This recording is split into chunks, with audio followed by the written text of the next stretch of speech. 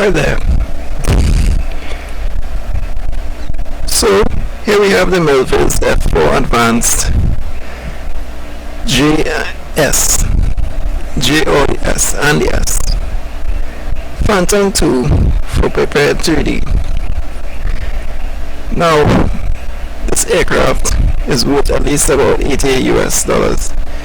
So now the question becomes, what are the features that are involved that allow it to be priced so expensively that justify your ability to pay for this aircraft? Now when you are purchasing an aircraft, when you will naturally tend to go to the higher budgeted areas like the 100s and the 150s that expecting to receive like great value. Now this aircraft is one of the highest value fighters available for the same platform. Why is it so much more valuable? It's because of the features that are included.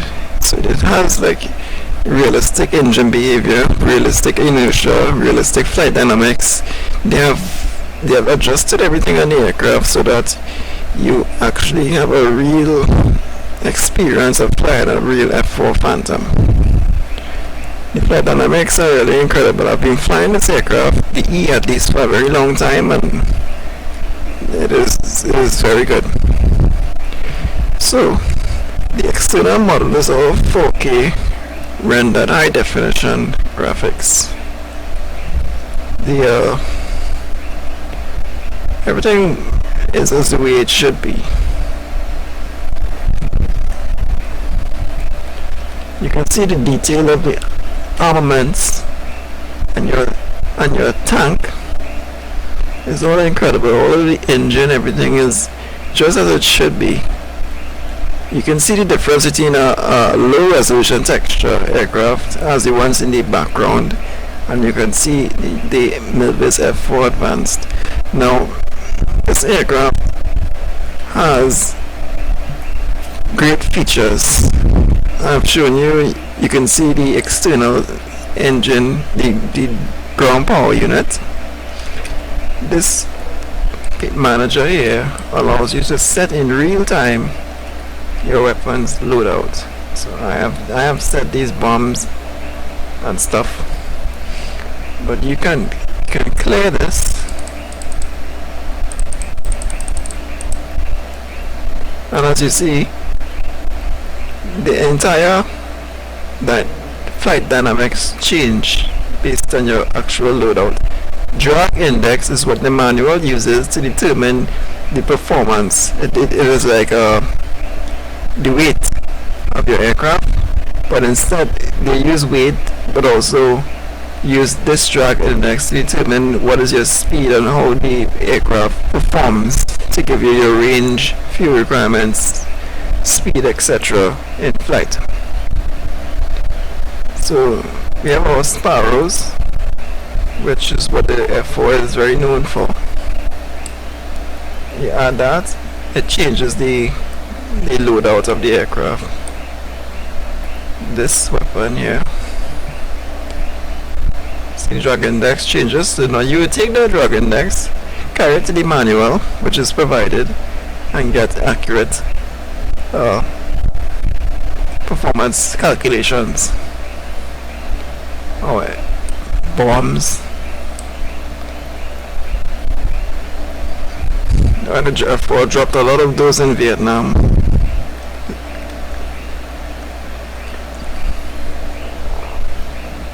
Or 750-pound bombs. Wow.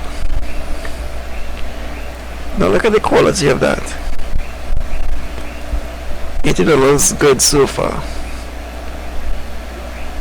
Now last time I tried to take off on an aircraft carrier without this loadout, I was told by the instructor mode, which I will show you just now, that it is too heavy. So I will consider this for this flight. External fuel tanks, change. we're going to carry one of these, and we're going to carry these bombs, and we're going to jettison them. It has jettison capabilities as well. So this is what we'll select for our loadout. Now this is the fuel calculator here. The fuel set. When you adjust it, it changes the fuel amount. But the bad thing about this is it doesn't show you exactly your fuel amount here. You have to actually go to your vehicle fuel and payload and see the fuel that has changed. So right now we have 9,000 pounds of fuel on board,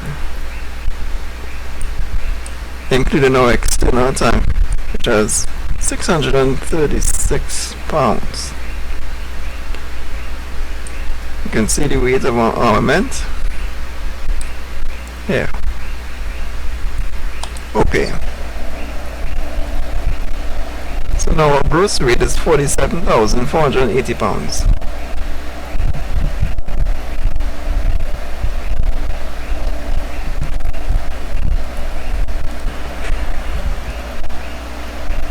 Right. So let's have a look inside the aircraft.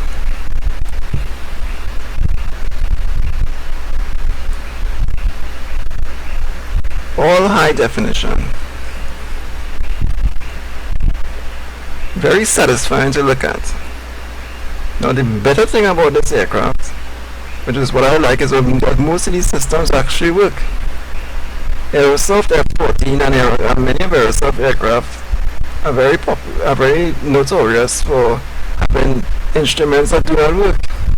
Now this aircraft, I would like to say that all of the buttons work, because they went through this amount of trouble to create a beautiful cockpit like this. But not all of the instruments work. For example, your KY28. This is used for communication encryption between yourself, the pilot, and ground forces. They encrypt your communication. It is not modeled, and a few others are not modeled. Like the rain removal system is not modeled. Right. This is your bleed air switch. And that is really it. Everything here is like your office. So this is the oxygen system here. This is how you install the oxygen, and this is your stairs to climb up.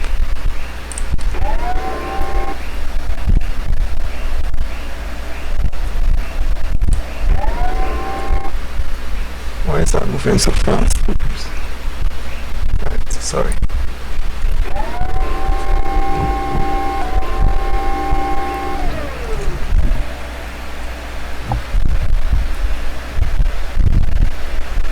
That sound is enough to impress even the most realistic simmer. You can get this in both cockpits. That sound. This is the radio intercept officer's station. The radio intercept officer is not capable of flying the aircraft in the GA version, simply because when they designed the aircraft for the Marines, they realized that it is limited completely by the cockpit. The second pilot cannot see anything outside, so it is actually, so even though there's controls for the radio intercept officer in the EU version, he's unable to fly the aircraft still. So now this aircraft has done away with that. You can see this is a later model. This is the US's first rendition of an advanced fighter jet with all its capabilities like radar and ILS and all these things. So when McDonnell Douglas first designed it, the priority obviously was for the including of the systems into the cockpit rather than allowing the pilot to see. So, but the bottom line for us in the sim is, does this all work? And the answer is yes. with the exception of just a few buttons. I would like it to all work, and I would like to recommend to Milviz to get their cockpits all working, even though it might not be functional like the KY28 system that we just saw. Just make it click, because I am a serious simmer. I want to know that I am able to click these things, and it's not a dummy. It's not interfering with my intelligence. So this is your bomb control panel here, your radar control panel. Oxygen is set up, is completely operational in this aircraft. One panel light's not working. This is your navigation computer setup. It is not the difference in the navigation set in this one and in the J and the S and those of the E is that the E is more of a land-based aircraft, so it will have an inertial navigation system. You see, so that inertial navigation system will be set by things like accelerometers and gyros, and that will give you an exact geographic position. So it functions differently from this one. This one is more the radio intercept officer constantly updates it during flight and sets it. It is completely based on dead reckoning, which is what they said in the manual. This aircraft comes with a fabulous manual, which is also available on YouTube, so you get to learn the entire aircraft properly with all the performance charts and everything. Now these radars actually work. You don't need the TAC pack from VRS to get all these things to work. The radars all function.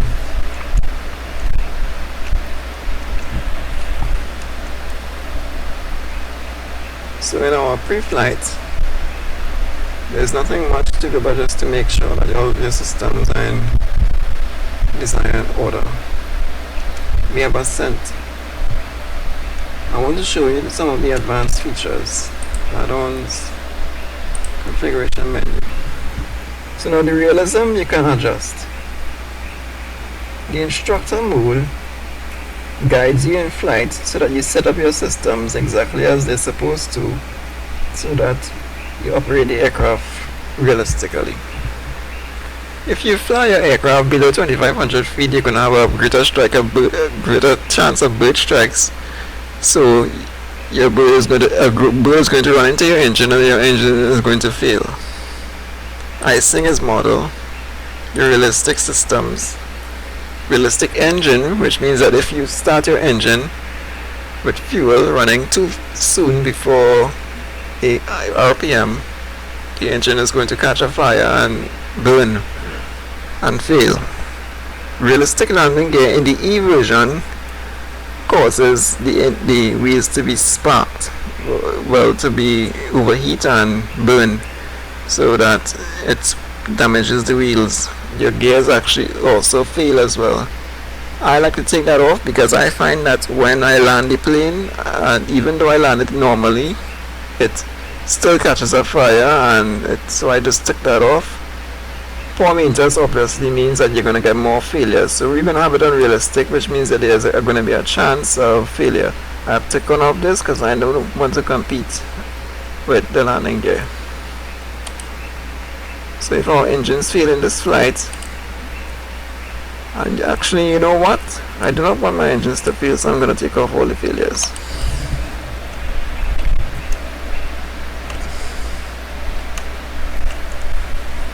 All of this works very, very well.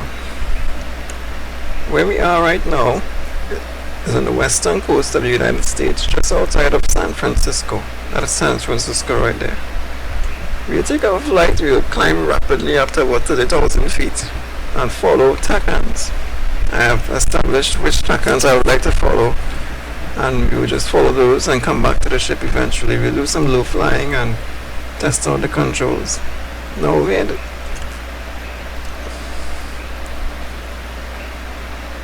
I want to show you the MVAMs, the configuration menu of the aircraft. the configuration or agent.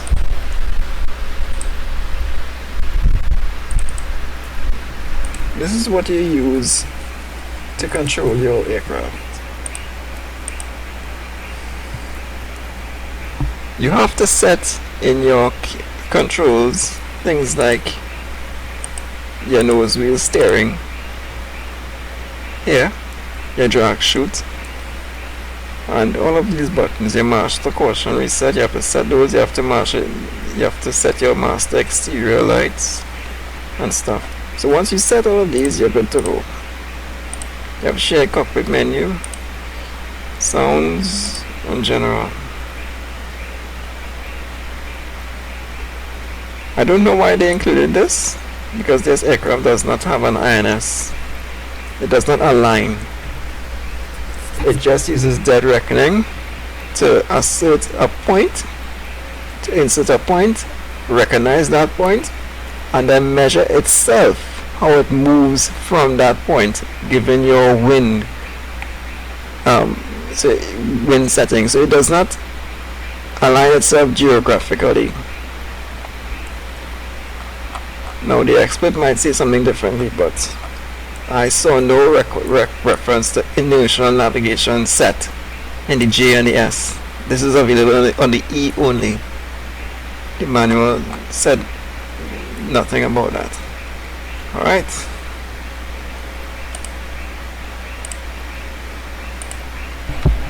Okay, so let's get ready to start.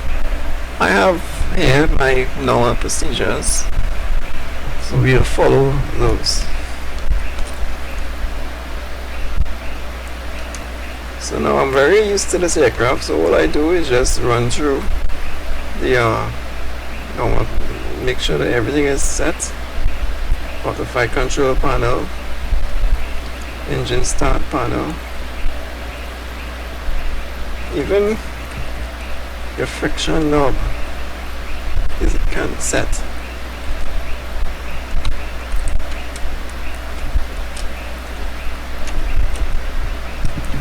Throttle friction, you can adjust that. Before starting the engine, make sure your throttles are off. This is the eject system. Now I'm very accustomed to the E, not the J and not the G. So now the J and the S, Milviz has modeled the flight dynamics differently, but the cockpit uses the S. Okay, so it's one cockpit of the S. This is your jettison panel. This is your sidewinder panel. This is your bomb panel.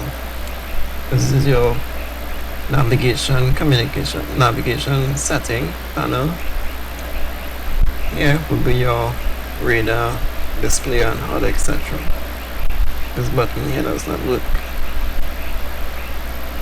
This button does not work. Again, all buttons should be working, and this package will just be out of this world. That is the only thing that is wrong with this aircraft, is that those buttons don't work. This is your hook. You can drop the hook.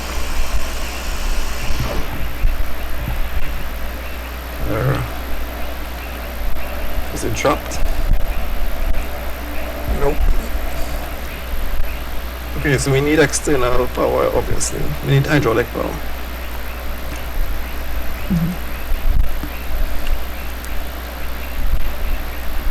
Okay, so if you like flying fighter jet aircraft, this is the model to get. This is the one. Lights, compass panel. They didn't model this because it's impossible to model to have their use for this in the aircraft, but they have went through so much trouble to give you a nice 3D button. Make sure it clicks. Alright, so everything is set according to my opinion. So let's start the aircraft now. Electrical power.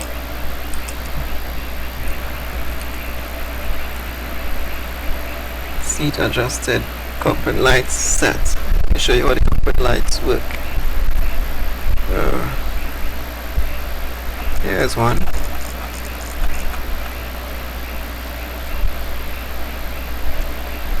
Here's one.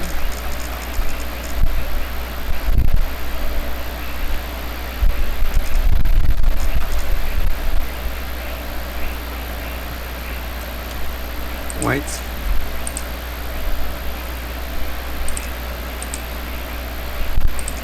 Standby compass. It's very nice.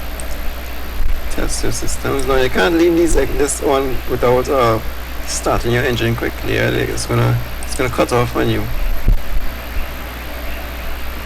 Warning lights checked. Fuel quantity checked. Landing gear down. Landing gear indicator down. Liquid oxygen. Turn on your oxygen. Check. Boost pumps and engine shutoff valve. I'm not sure where that is, but it's supposed to be good. Master lights switch. Okay, so let's start our engine.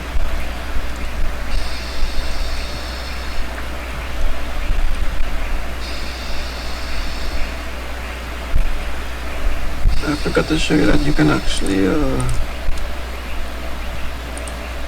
fold the wings.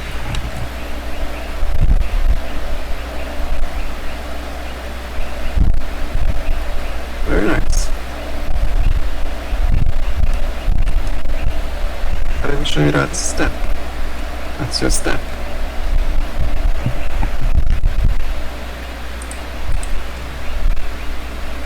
Let's switch off all those lights.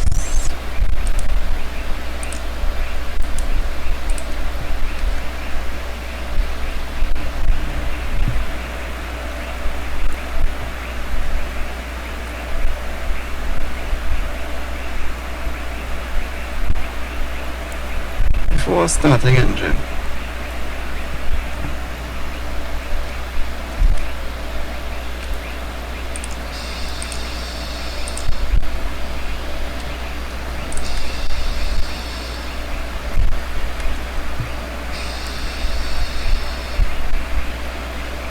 External air.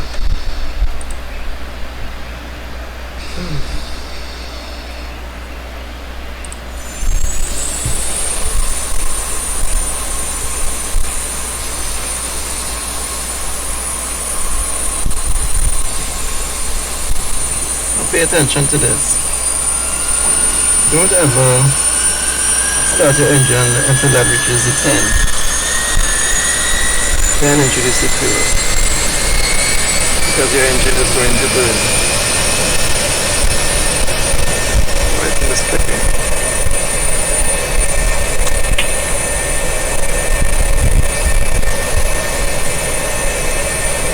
Throttle wasn't set.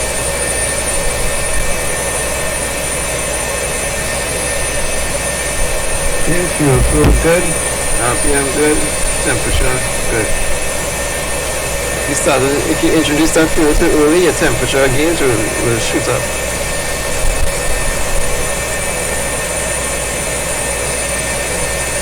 Turn off all of our lights.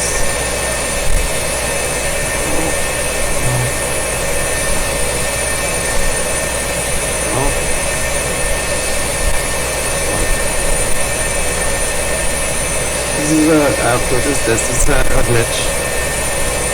These lights remain on. Let's start the other engine. Crank left. Pay attention, don't introduce your fuel too early.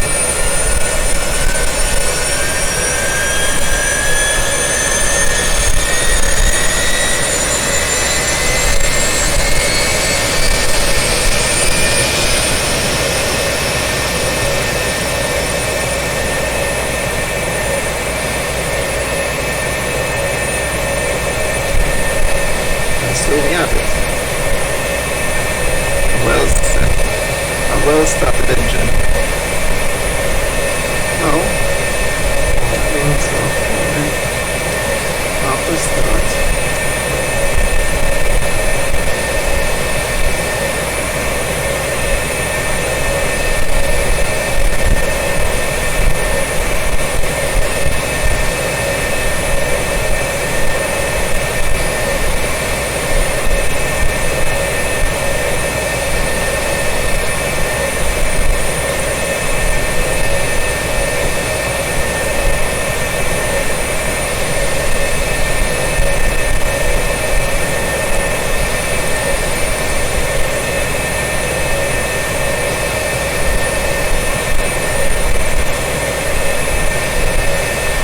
taxiing.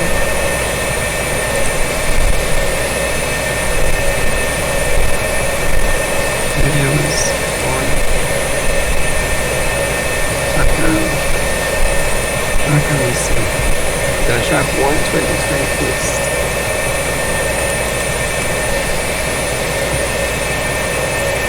Let's see here receives.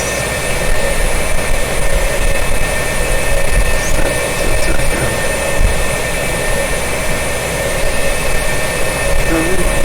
That's something you see that. In the right panel menu, I start targeting targets, and our first direction to 1 is 089. So we can set the heading bug is 089. That's our first direction we're going to head from particular. As soon as it picks up that TACAN, which is roughly 21 miles away. No, this is an army station here, so this is roughly about 40 something miles away. You'll just follow those now, but P3D has a problem where it does not allow you to track the TACANs, but some work, some don't. So I'm not sure how that engine sounds.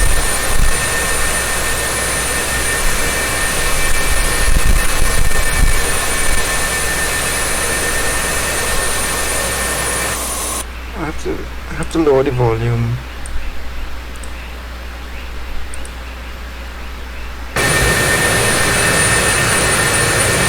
That's a nice sound. Captures you very nicely. Very nice value it's at. Milviz is known for that.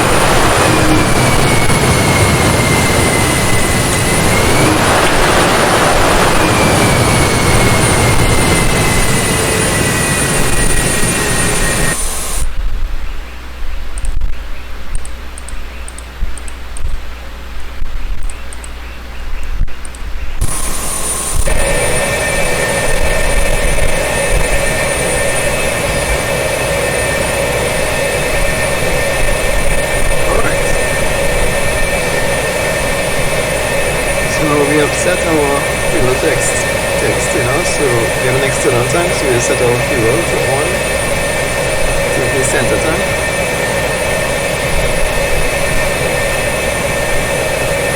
This probably means that they sent the external fuel tank is low, I'm not sure, but let's close the canopies.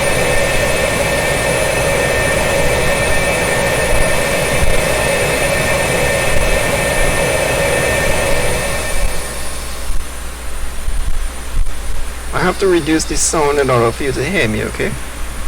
But the sound is all there, it's very incredible. Alright, so we're not going to go through all the checks after start, but you just basically want to make sure that as we move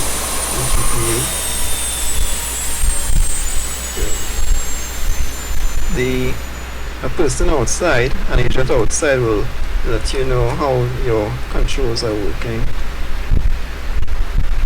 Let's check the spoilers. Down, up, it's really good.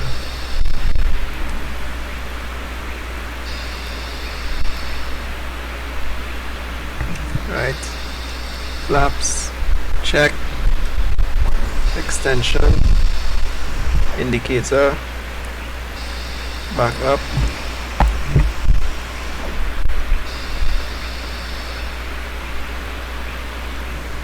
now this rain removal system uses bleed air, hot air to break up the rain droplets on the windscreen. Okay, so this it works on the E but not on the G.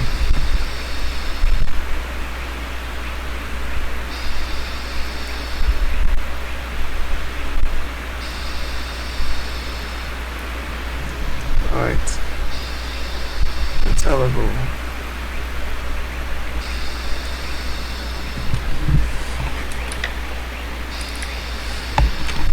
Remove the chocks.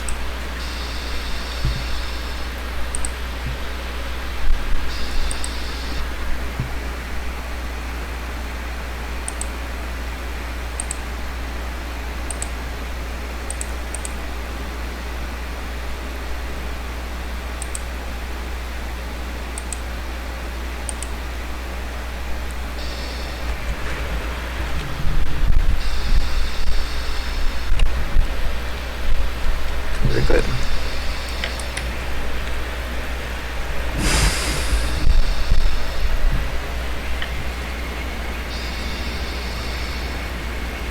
Those wheel steering you have to activate with your button.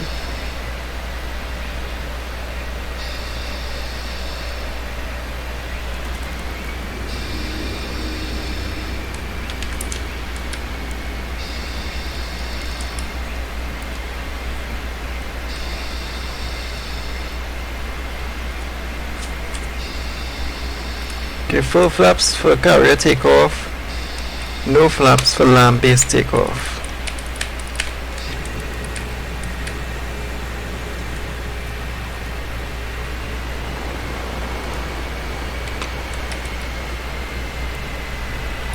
Right, set. See, catapult limits exceeded, increase. Right. That's exactly what you'll expect from an F4 picture.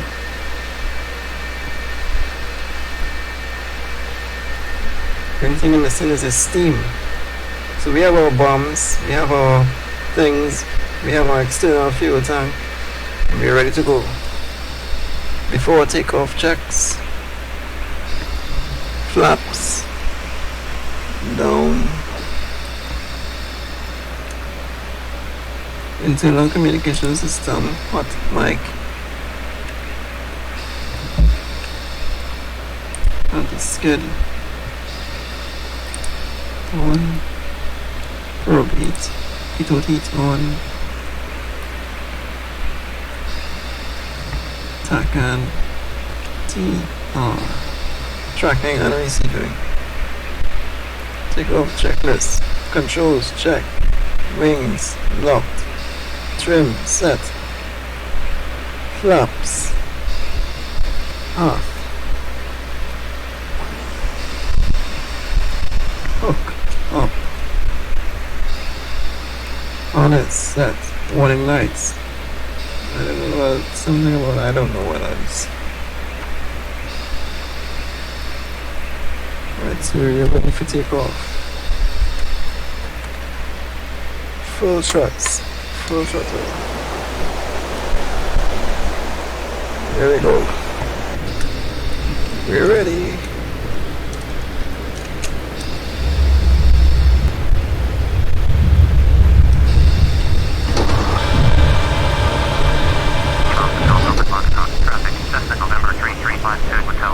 First time I'm pitch nose to increase speed. Simultaneously tuning to power direction. We're going to climb at Mach 8. Mach 8 is the normal speed to climb in this aircraft. Mach 0.8, sorry. After takeoff checks, landing gear up, flaps up.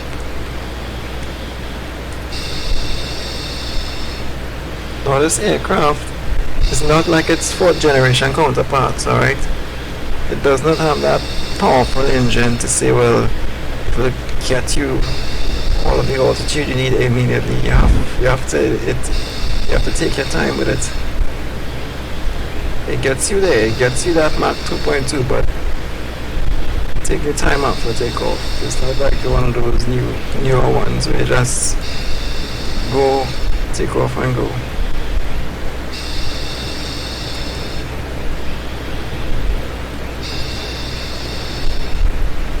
Mach 0.8. this now to... Now you see this TACAN station is not tracking. I don't know why. I'll try another one. 103. What's that morning night? Oh, my fuel tanks going empty.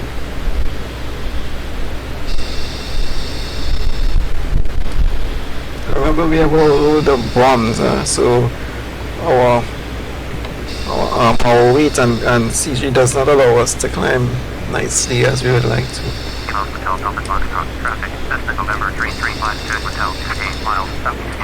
If you have clean configuration, then we would have gotten some nice performance, but not at the moment. See, as we get higher, it's kind of a problem to get to 2,000 feet now, which is the optimum for this aircraft, this configuration. See, this is the advanced menu features that we are talking about. A fully functional cockpit it doesn't have those ridiculous no functioning features all over the place, and has all these features. So your weight and balance is actually affected by your load. Now I swear, these TACANs, some of them work, some of them don't. Let's try another one. Let's go to 103.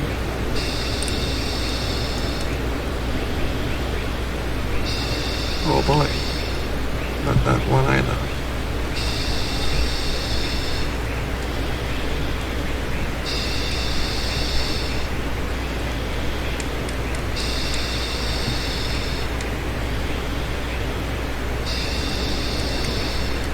This aircraft does not want to fly with these things attached.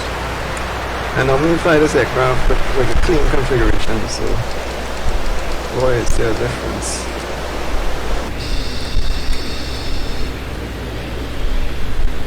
Okay, so cruise RPM is 85, right?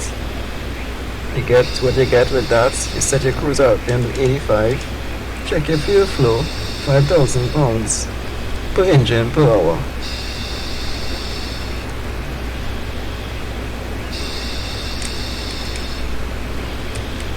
Now the auto flight control system is very simple for these aircraft.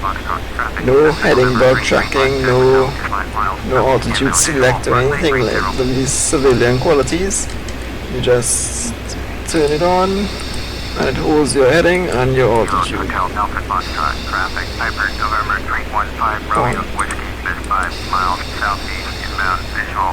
Of course, with the advanced features, it is linked to something else, so you know all procedures will apply, but I can't simply turn it on. Altitude engage. Coupler, I don't know. Oh. Okay, you don't work today, alright. But it works. Something I'm doing wrong, something I'm not understanding.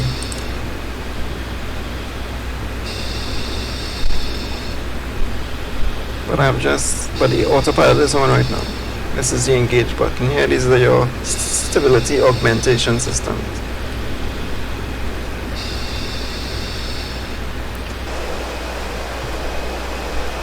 Now these bombs can be jettisoned. It's not really realistic. Let's see if we can do the individual jettison procedure.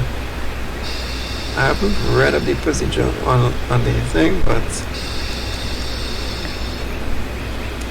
so you can jettison your external wing tubs, or you can jettison your center tub. Let's see if we can get rid of those bombs. Left wing forward, push. Alright. I'm not sure me with individual technique.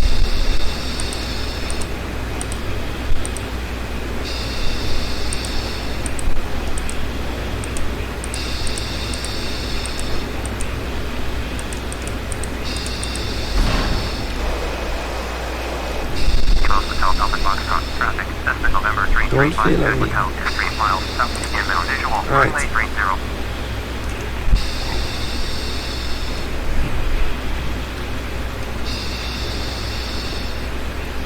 Hotel Alfred Foxtrot, traffic, Hyper November 315 Romeo Whiskey, 50 miles southeast, inbound, visual, runway 30. If you would like me to, I could put up the volume of the engine to show you how it sounds.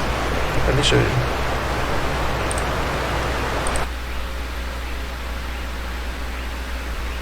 Sounds, engine.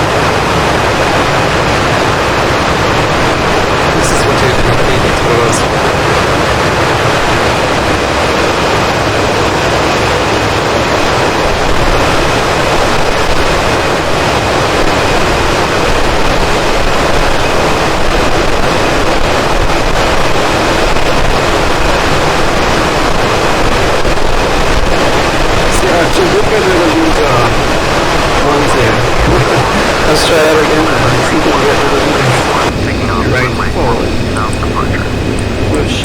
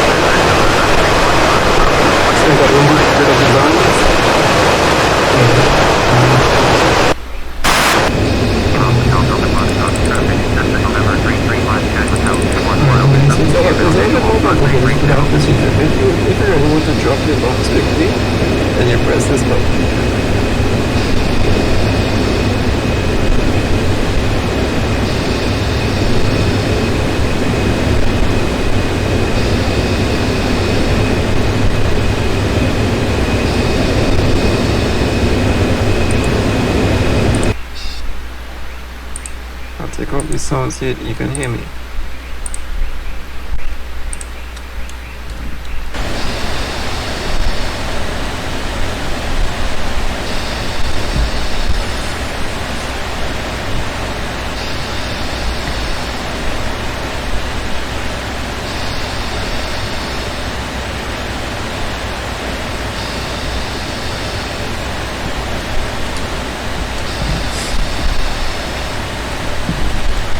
All of this work, you just have to set up your radar intercept officer properly, and he will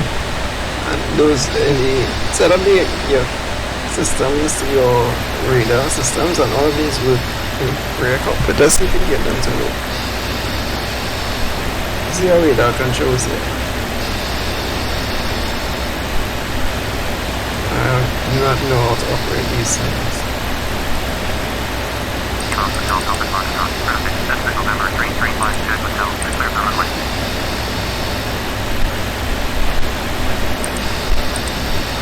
This is how you your chaff release system. I haven't even set a chaff button, so I don't know if it will work without the chaff pack, but I don't think so. I don't think it will work without the chaff pack. So let's turn off all chaff.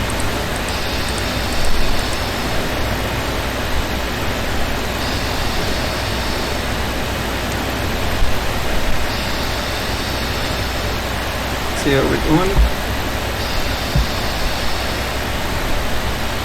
This is your bomb radar.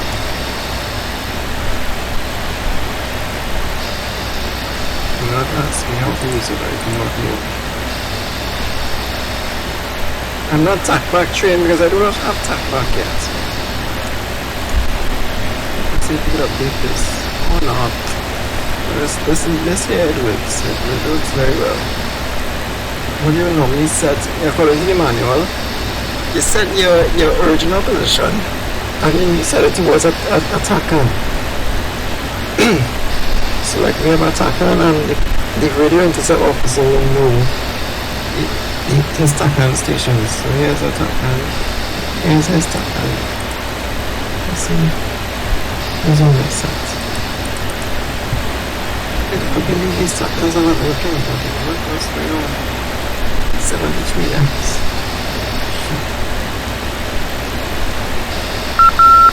Here's one. You see, all relative gearing is a very rare. So we'll use this bearing. We're 35 miles away. And this is it automatically tells you which radio you're on. Alright. Thank you.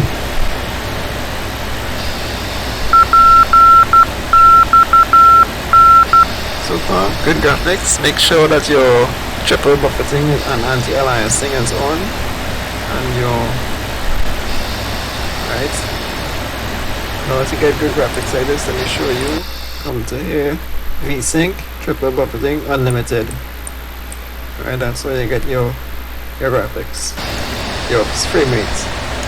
If you don't set that, your frame rates drop and you think that you need to get a new computer, but no, it's just those two areas. You see? So we are draining from the external fuel tank. Now in this aircraft, you never know how much external fuel you have, right, until it goes empty. So right now it's empty. So when you realize that your internal stores are being depleted, that's when you realize that your external fuel tank is empty. So let's see if we can jettison that.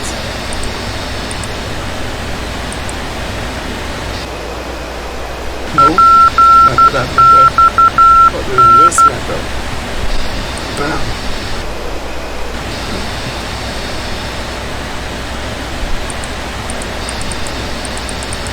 In the J, in the E.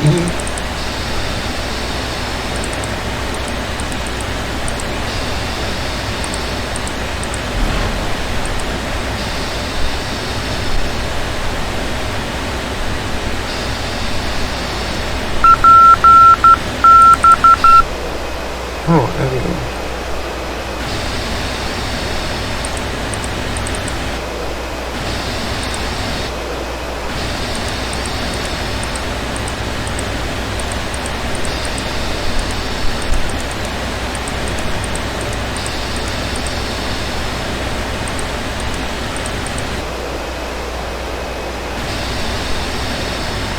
Okay, so we're going to run out of fuel soon, so let's get back. This is what we're here for. Let's do some flying. Autopilot, disengage.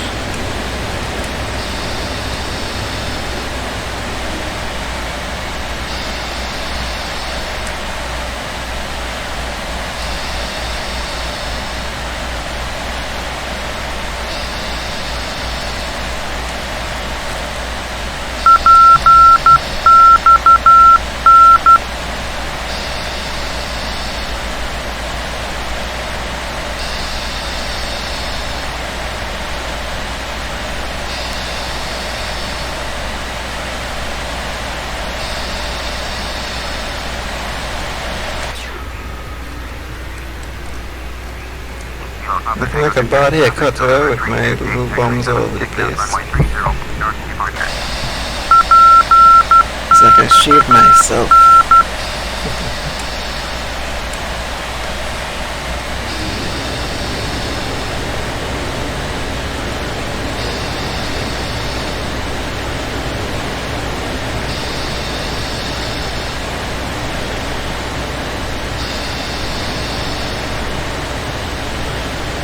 Here's an airfield. We can do one approach, but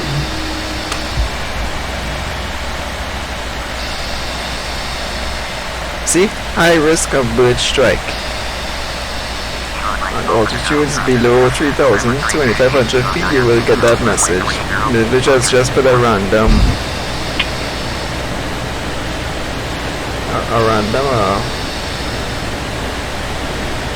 syntax that says that if you're at this altitude, then you're gonna burn your engines without get a bird strike.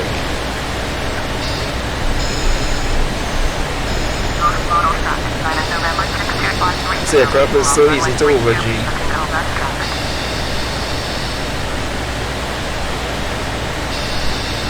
So right now I'm doing like 3 or close to 4 Gs right now. Just by pulling horizontal speed. That's high.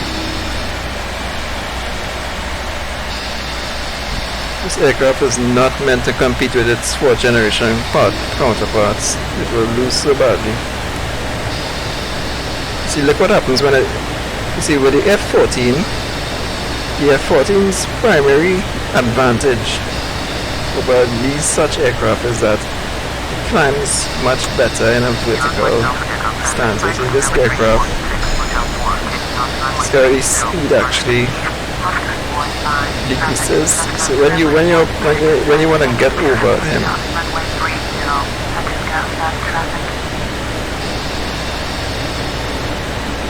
your opponent,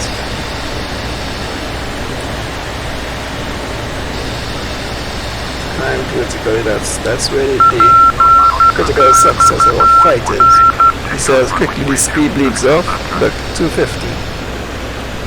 As I get a little bit of altitude, I have to climb back down, come back down to get back the speed. Right now I'm useless in a fight. Get back my speed. Now the F-14 would actually climb higher so that it will climb over and turn when it wants, still have the speed, and come down and take out its enemy, which is obviously now in a state of disrepair because I just got back control of the aircraft. It is not meant to fight against 4th generation aircraft. Which is why in the later period it was only used for bombing.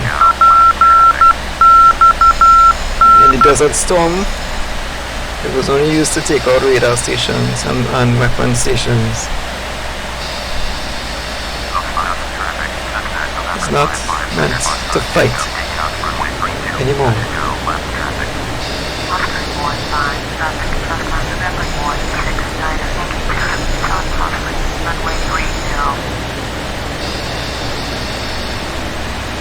Yes, we're heading back west.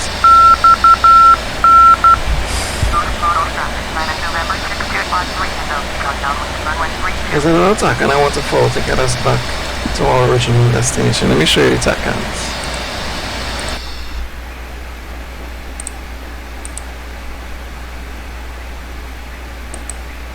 Let's get back to our aircraft carrier.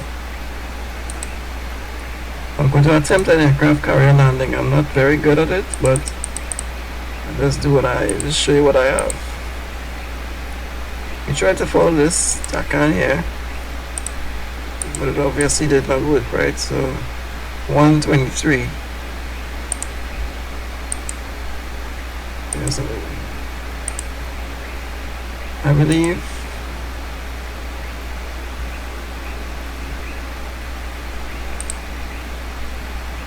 We're not going to try to follow those. We're just going to head back and get a burger or something. Let's go back home.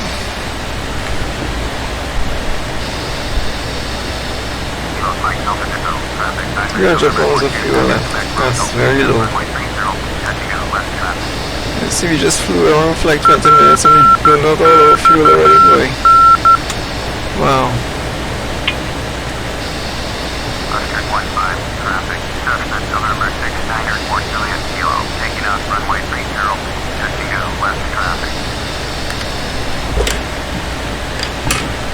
So what do you think so far? I'm sold. I saved my money and I buy this aircraft. Incredible value, incredible. Very, very nice. very good aircraft. Downwind, runway 30. Just planned at 10,000. Over G. Like a woman.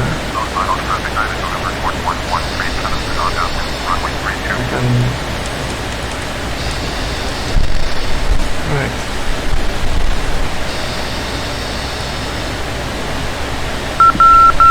Still on autopilot. November 62.3, Throttle back to 85%.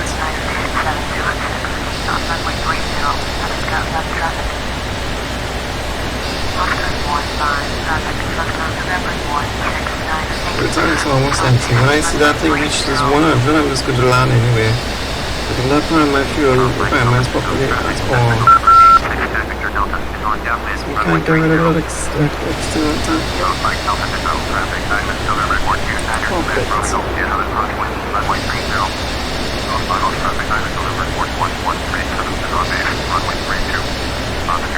Oh, here it is.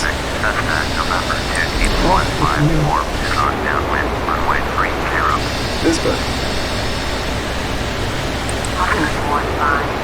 Everything is going. Go free aircraft. I'm going to land on the aircraft carrier. Oh, I don't think I have enough fuel even for a go around. Let's see where we are. Location map. Alright, so we have flown all this distance, but I don't think we can make it back. So we're just going to land in KSFO. We'll land here. I'll increase the fuel amount, and then we'll go back to the aircraft carrier. Alright. So let's do a visual circuit here, and land, increase our fuel.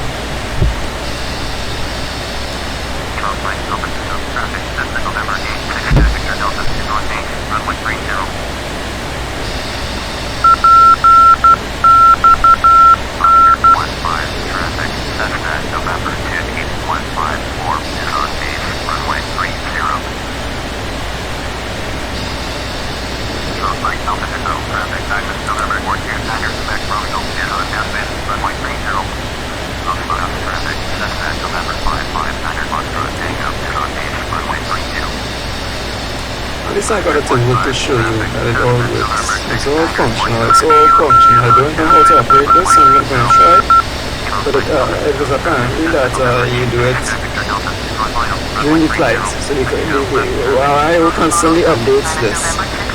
Which is a TACAN, it sets the new TACAN station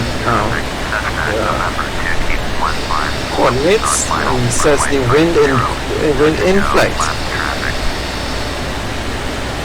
Right, wind speed from knots. It sets that and he continually updates it every time he reaches a new waypoint, and he compares that to the TACAN. So this will display one and the TACAN will display another, so he compares his relative position. That's how it keeps it accurate.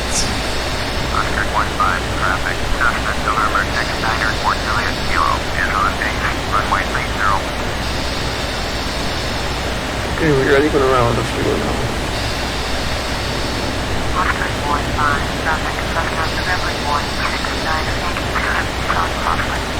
So here we are. Just beyond these mountains here. That first tanker was 122. I can't believe that station was 100.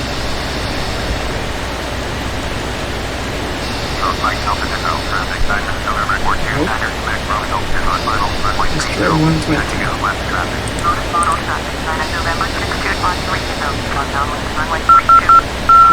works.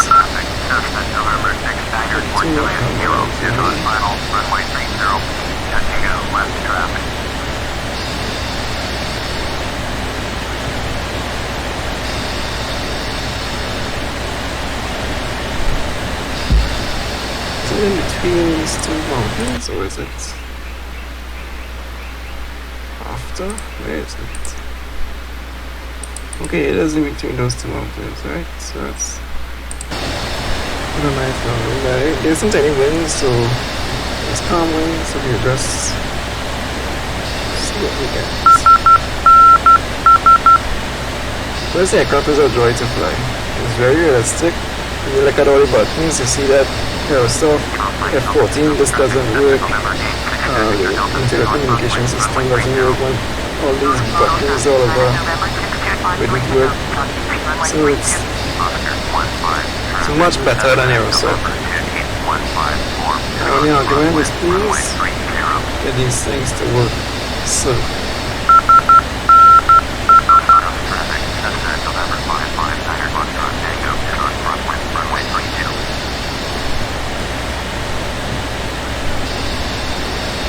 there's a field and we're going to try to land it.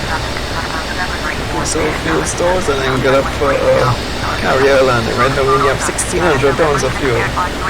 That's going to finish like right now. So gauge here. Right, we're going to go for what you call this? A brake pattern.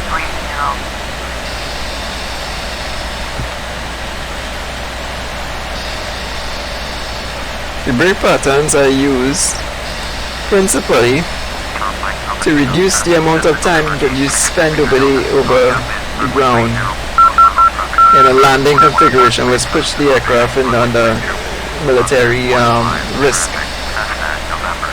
So you spend you land the airplane with least amount of time in a vulnerable position. So the only time that you actually get into a landing position is when you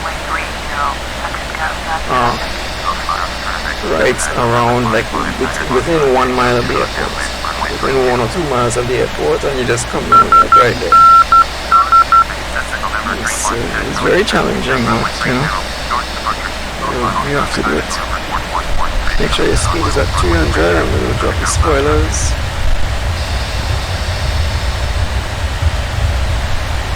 High risk of bird strike. Thank you very much, sir.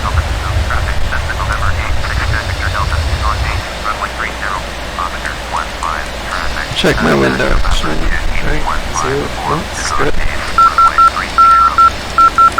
Your average landing speed is about 150.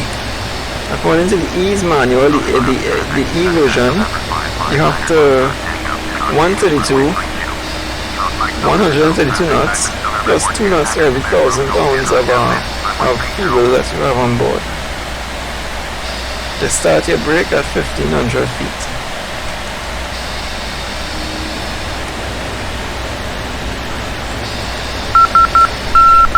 Make sure to increase your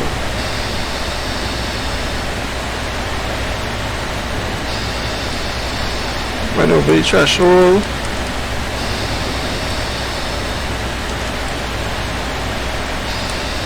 Close your throttle.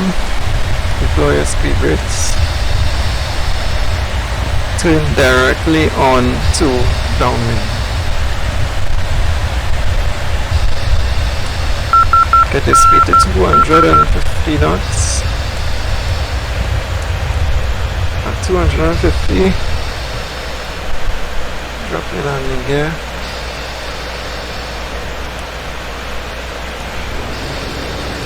Oops, you know what I forgot to do? Set runway heading. Oh boy, what a challenge.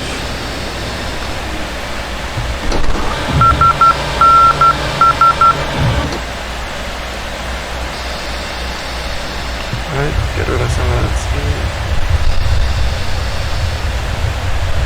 Okay, landing configuration. Gear down, flaps down. Why? Why drop it? Why? What's the warning? Okay, flaps, go for speed. Alright, I'm having trouble getting the speed in check.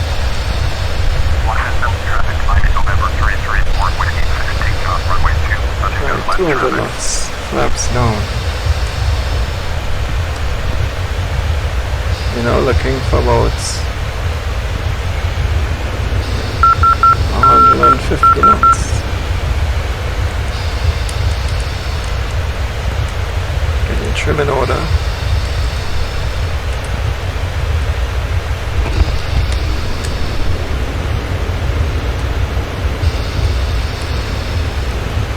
Ah, perfect, man.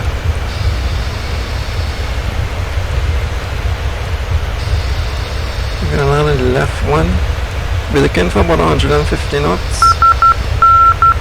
Know about what should be by the E recommendations, and looking for about 140 knots. That's about up. Speed brakes a little bit.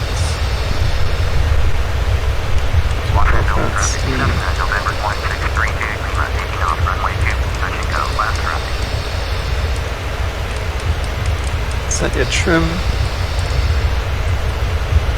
Take off. Landing checks. Flaps down, gear down. Gears.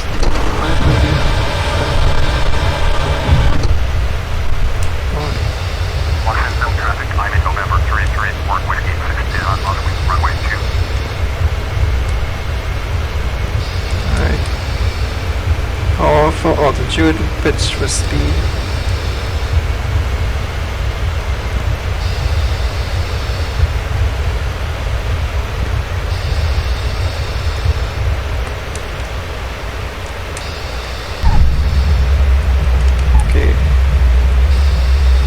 Drag shift out.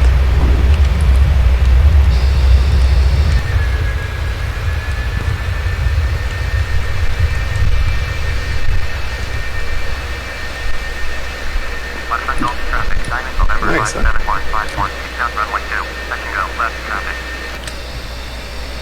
I would say so.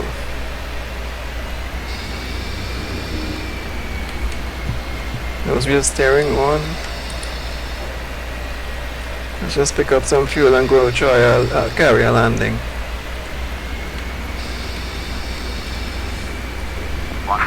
A-class product. A grade. I fly this airplane all the time, regularly. When I'm not flying the Boeing 747, I fly this.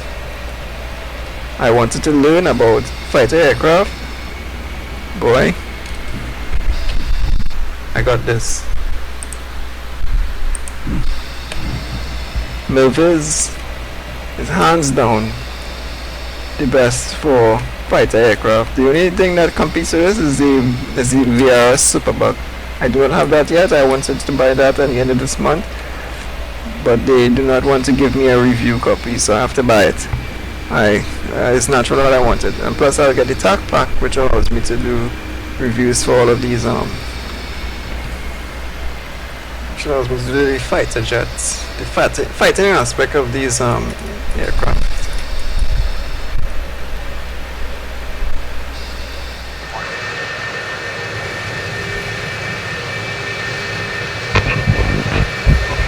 Okay, so after some careful consideration, I've realized that my carrier landing techniques are not all that obvious. I'm not very good at carrier landing, so I'm not even going to stress out too much. Well, I've done a review of this product, and now I've shown you exactly why this aircraft is much better than the other versions. So it's one of the best in its class. And if you want to fly fighter jets, then this is one of the best choices.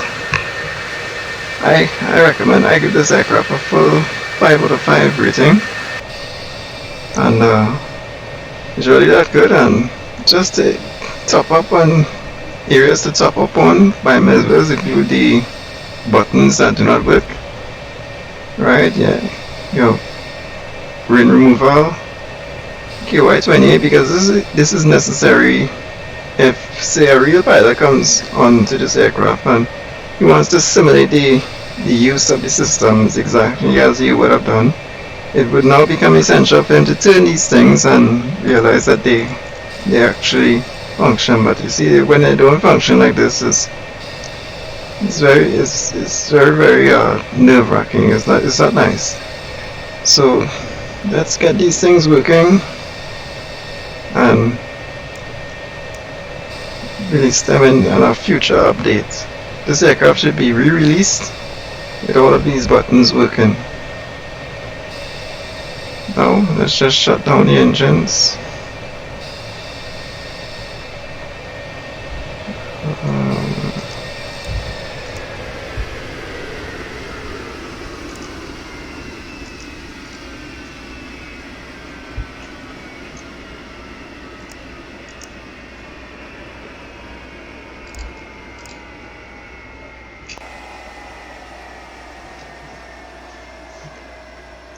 Its highlights include its advanced features and stuff like that. So yeah, go on and get it.